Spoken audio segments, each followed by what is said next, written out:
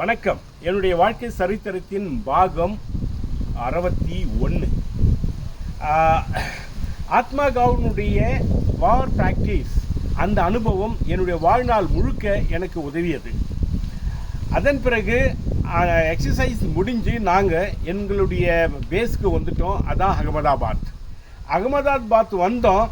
வந்து கொஞ்ச நாளில் என்னாச்சு அப்படின்னா, ஒரு நாள் இரவு என்னுடைய அனுபவத்தை சொல்கிறேன். எனக்கு நைட்டில் டியூட்டி வெளியே போட மாட்டாங்க, சென்ட்ரி டியூட்டி என்னுடைய பேரக்கிலேயே போடுவாங்க. அப்போது 12 மணி ராத்திரி வரைக்கும் எனக்கு டியூட்டி இருக்கும். 6 to 8, 8 to 10, 10 to 12, இது போல் 3 பேருக்கு மாற்றி மாற்றி வரும்.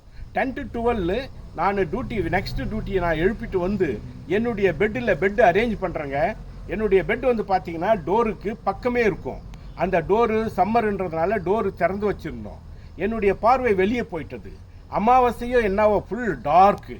அந்த கடுமையான இருட்டில் கூட ஒரு உருவம், அதாவது ரொம்ப ஹைட்டாக, அது உருவமாக இல்லைங்க, ஏதோ ஒரு ஸ்மோக் போல் ஒரு விஷயம் ஒரு இடத்துல இருந்து 58 ஃபீல்டு கம்பெனி ஏரியாவில் இருந்து அப்படி இப்படி அசைஞ்சே வந்தது. முதல்ல நான் என்னவோன்னு நினச்சேன்.